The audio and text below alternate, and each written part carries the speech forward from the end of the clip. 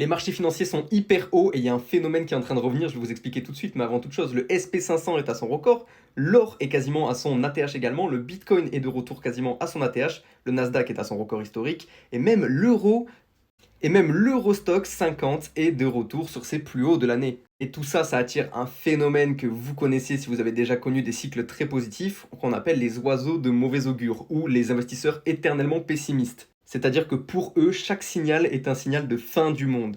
Les marchés vont s'effondrer d'au moins 60%, tu vas voir. Prends des profits, tu vas le regretter. Et puis s'il y a un seul de leurs micro-scénarios qui se réalise, alors là, vous allez en entendre parler pendant plusieurs années, tout simplement jusqu'au prochain cycle positif. Mais bref, oui, la valorisation des marchés est assez haute en ce moment, portée par l'IA. Attention, portée beaucoup par l'IA. C'est un secteur qui doit corriger dans les prochains mois, voire les prochaines années à venir. Mais c'est un secteur qui doit corriger de 15, 20, 25% maximum, pas 60. Arrêtez un petit peu. Mais c'est clair qu'au niveau de valorisation actuelle, pour les États-Unis en tout cas, pas pour la France, ne vous inquiétez pas, on n'est pas concerné par ça.